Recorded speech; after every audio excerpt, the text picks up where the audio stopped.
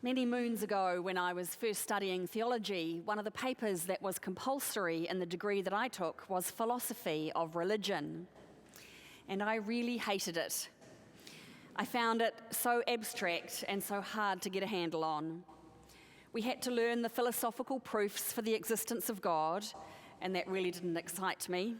And we had to grapple with theories of the existence of evil and suffering, thinking about what did religious language mean, and proofs for life after death. It was all really tough going. I found biblical studies and church history a lot more fun. But in the early years after I was ordained, I said many times that I should have done more philosophy of religion. Because, of course, I found that the questions I was always grappling with at funerals and bedsides and in people's lounges were the questions we studied. Why is my child suffering? Is there life after death? Is there any point to what I'm going through? And don't worry, even though I was very young and inexperienced, I didn't take people through the proofs from my philosophy class. But knowing and being able to say that the greatest minds of our world had grappled with those issues and not really come up with any satisfactory answers, that was a help. And I hope it stopped me from uttering too many platitudes. The book of Job, from which we've heard a short extract this morning, is written about those questions. It's a lament about suffering, which tackles the big question head on: why do bad things happen to good people? Why is there suffering in our world?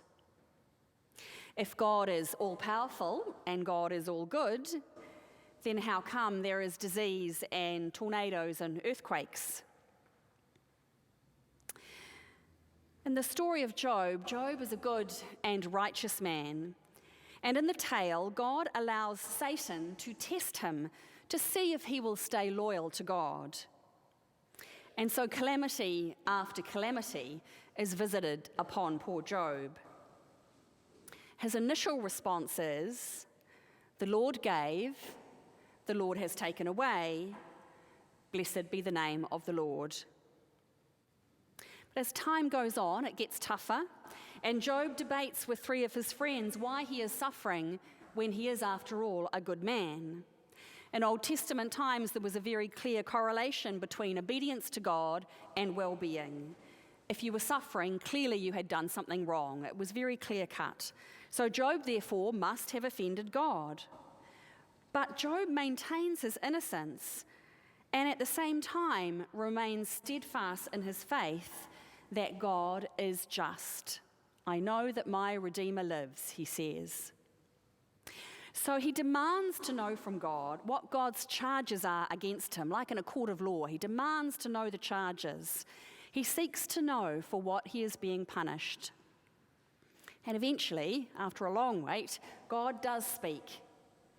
And God says, "Well, where were you when I laid the foundations of the earth?" And then goes on to describe the wonders of creation in the natural world, putting Job in his place as one tiny part of the whole. He says, "Have you commanded the morning since your days began and caused the dawn to know its place? Have you entered into the springs of the sea or walked in the recesses of the deep?" God goes on like that for some chapters. It's actually very beautiful poetry. But he does not say why this suffering has happened to Job. And then finally at the end, with no explanation, he restores Job's fortune, who is blessed once again with family. And Job dies, we are told, old and full of days. Now, the story of Job is not considered historical. It's a tale to help us grapple with the true reality of suffering. The suffering which is real and not to be understated or swept away with platitudes that we sometimes fall into. The story of Job can give us words to lament and rail against God when we need them. But it does not in the end give an answer to the question, why? Walter Brueggemann says the dramatic power of the book of Job attests to the reality that faith, beyond easy convictions, is a demanding way to live that thrives on candour and requires immense courage. Faith of this kind is no enterprise for wimps or sissies. Like the Beatitudes that we read last week, we are called to name and face the realities of what we see in our world and what we as individuals are experiencing. And then we continue to hunger for what is good and what is right. And in that hungering, will we find God? Job never gave up. In the same way, in our gospel reading, Jesus directs his audience to seek life and not death. It's a tricky story. Gavin said as he came in, "What sense are you going to make of that story this morning?" Well, some religious leaders, the Sadducees, are trying to trap Jesus. The story is set after Palm Sunday, before Good Friday, when Jesus is teaching in the temple, week of high tension. And they try to trap Jesus with what they see as a complicated theological question. The Sadducees as a group did not believe in life after death.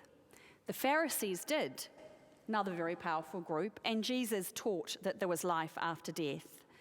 So the Sadducees set Jesus up with a question based in the practice of their time that if a woman died childless, and so therefore with no son to protect her, she would then marry her husband's brother.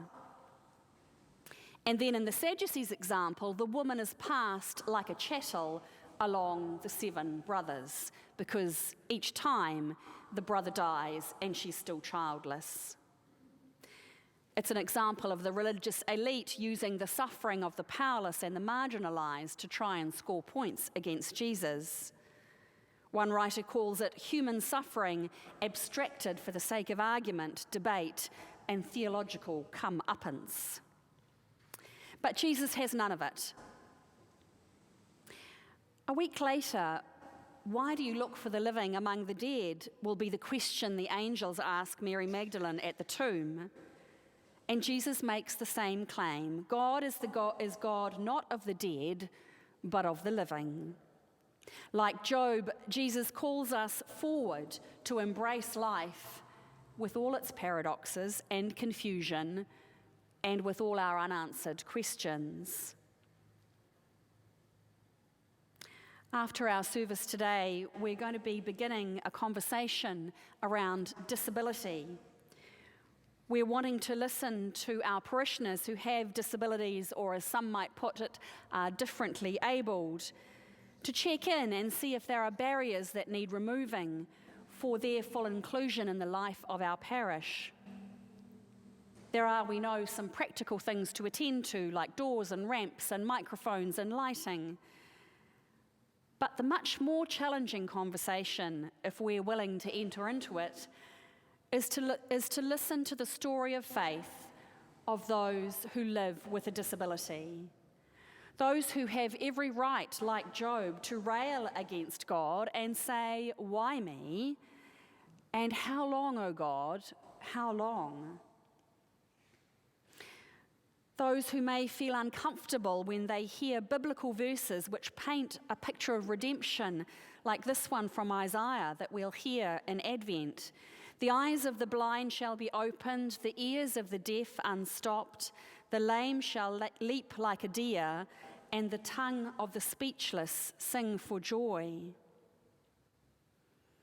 Those who indeed are blind or deaf or lame or unable to speak can feel that the Bible paints them as imperfect or not whole.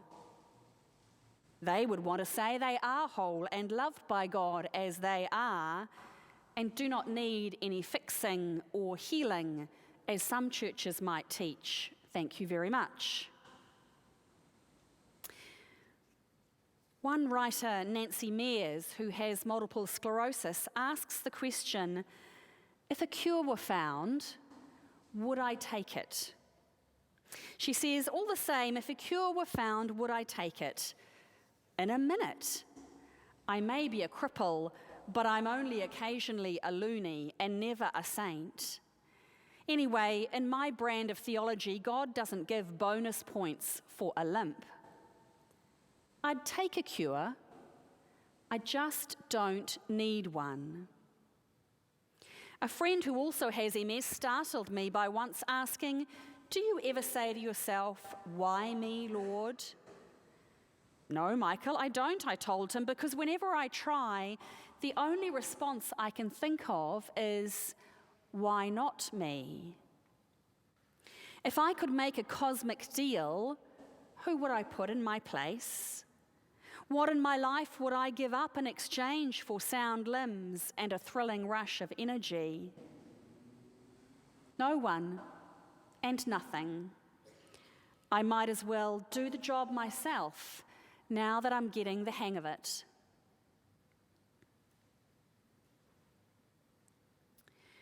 So how do we understand wholeness and healing? What do we do with our faith when the bad times roll around? Where is God when these things happen?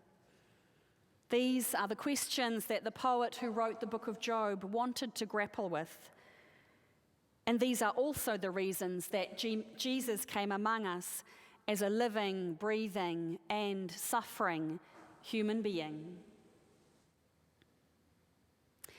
As I learned in my philosophy of religion class, the answers are not to be found in the books and theories, but in the living of our faith.